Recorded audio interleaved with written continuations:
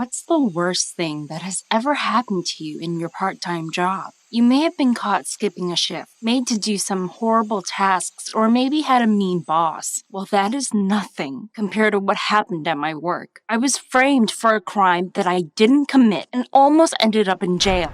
It was just a normal Saturday at work, and I was having to stand in one of the galleries, keeping an eye on the visitors and answering questions. The museum has finds from all over the world. There are rare statues, priceless jewelry, and mountains of gold coins. Some people might find museums boring, but there are some pretty impressive items there, and some of them are worth a lot of money. Part of my job involves walking around and making sure that nothing suspicious is going on. That day at work, there was a group of French tourists looking around. I heard them and recognized their accents straight away. I was so pleased to hear some real French people, and even better, I could understand a bit of what was being said. So I decided to follow them and listen in on their conversation. I hid behind a big Roman statue as they stood chatting, and I was so happy when I started to pick up some of their words. They were looking at some small glass vases on display and saying how impressive they were. Then, one of them said a word I remembered, but couldn't quite remember what it meant. It was voler. As I was listening in, one of them moved closer to a vase to take a photo of it, and they set off an alarm. It was so loud, everyone in the museum turned and looked. The poor tourists looked so embarrassed. They kept apologizing in French and English to me. I went over to the vase and reset the alarm. When I turned around, I saw the tourists running out of the museum. I was sad that they had left so quickly. I was hoping to listen in to more of their conversation. Perhaps they had been frightened by the alarm. It also bugged me that I couldn't think what one of the words were that they kept saying. Later that day, I was thinking about it, and I remembered what voler meant. It meant steal. I couldn't believe it. They were talking about stealing one of the vases. I stopped what I was doing and ran as fast as I could to the security guard's office. I knocked on the door and waited impatiently for him to let me in. Gary, the head of security, eventually opened the door. I rushed in and started garbling about the tourists and how I had followed them to listen into their conversation, and how I had been secretly learning French and hadn't told anyone, and how those tourists were planning to steal one of the vases. Gary listened to me intently. Then he told me not to worry. I was so angry. How could he not be worried? He told me to get back to work and that he would look into it. That afternoon, we were so busy that I soon forgot all about what had happened. At the end of my shift, I went to my locker and got my bag ready to go home. As I was heading out, one of the French tourists came back into the museum and approached me. He asked me for directions to the train station, but there was something shifty about him, and I didn't believe him. I thought he was back again to try and steal that vase. I tried to keep him talking for as long as possible, hoping that Gary would see him on the security camera and come and investigate. But Gary didn't come, and the tourist left. I'd had enough by then and just wanted to go home. As I went to leave the museum, though, an alarm went off. It was weird. I didn't know that there were alarms by the doors. Gary came running towards the door and shouted out, "Stop!" Then I realized that Gary was shouting at me, and behind him was my manager, and he looked really angry. I was so confused. Why were they running towards me? My manager asked me to open my handbag. Why did he want to look in there? I unzipped it and let the security guard look inside. In it was an alarm, like the one which was on the vase. I had no idea how it had gotten there. My manager told me that the vase had been stolen a few minutes ago, but the alarm hadn't gone off as it had been removed. I told him that one of the tourists must have stolen the vase and planted the alarm in my bag as he had left the building. He had distracted me by asking for directions, when really, he was just trying to get me in trouble for a crime that he committed. Of course, he didn't believe me. He believed the security guard instead. That was when I started to get upset. I was only in this stupid job to save up to go to college. And look what it had led to. The manager escorted me to the security office and locked me in there while they called the police.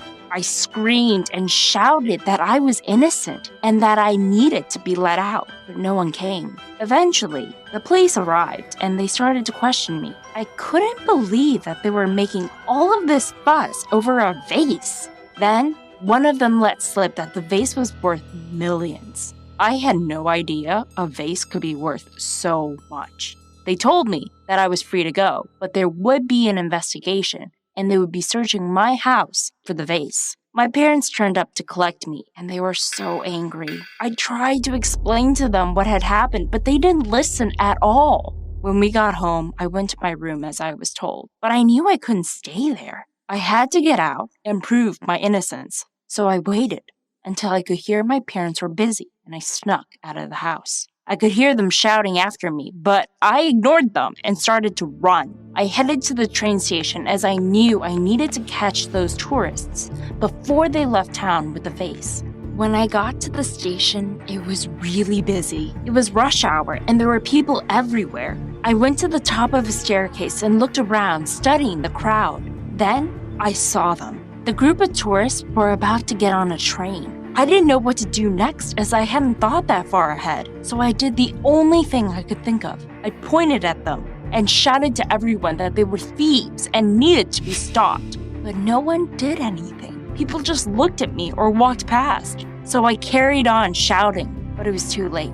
The tourists got onto the train and it pulled out of the station. I sank to the floor and started to cry. Then I heard someone calling my name. It was my parents. I couldn't believe they had found me. They ran up to me and I braced myself to be told off. They didn't shout at me though. If anything, they looked scared. They told me that I had been called to the police station and we had to go right away. The drive to the police station felt so long. I couldn't believe I was about to be arrested for a crime that I didn't do. When we got there, the police got me to sit in an interview room by myself. They kept me waiting for ages until a policeman came in and sat down. He told me that I was cleared of all charges. They had found the vase, and they knew I had nothing to do with stealing it. I asked them how they had caught the tourists when they were already on the train to leave the town. But he told me that he couldn't talk about it as they were still investigating. I was released and allowed to go home. My parents were in the waiting room and my mom started crying when I saw her. They apologized so much for believing that I could have been a thief. As upset as I had been, I forgave them. They wanted to take me home, but I convinced them to drop me off at the museum first. I needed to speak to my boss about what had happened. When I got to the museum, I saw police cars outside. This didn't surprise me as they were still investigating, but then something really shocking happened. The police were bringing a man out of the museum in handcuffs, and it wasn't who I thought it would be. It was the security guard, Gary. They put him into one of the police cars, then drove off. I was so shocked. I didn't know what to do. He was so nice. And now, it looked like he was the one being framed for the crime. Then, I heard someone calling my name. It was my manager who came running out to speak to me. He told me that Gary hadn't been framed. Gary was the one who had stolen the vase. And to make it worse, he was the one who had tried to frame me. Apparently, when the police were investigating, they had found out that Gary had a criminal record and lied to get a job at the museum. They soon worked out that he had stolen the vase and erased the camera footage so no one would know it was him. He had stolen the vase, then went into my locker and hid the alarm in my bag, framing me for his crime. The tourist coming back to the museum and asking for directions was just a coincidence. I was so shocked. I would never have suspected him of being a criminal. He had seemed so trustworthy. That was a few weeks ago. And now things are back to normal. My job is going really well. My manager feels so guilty about what happened that he is super nice to me. He has even said that I can have as many shifts as I want when I come back from college in the holidays. But there was something that I couldn't stop thinking about. If the tourists were innocent, why were they using the word voler? I looked it up. I realized that the word can mean steal, but it could also mean to fly. That was when I realized what was on the vase. It was a picture of some birds in flight. That was what they had been talking about. I've realized I still have a way to go before I can say that I understand French. Have you ever jumped to a conclusion and it turned out you were really wrong? Or has something really bad happened to you in your job? Let me know below. I'd love to hear it. And don't forget to subscribe.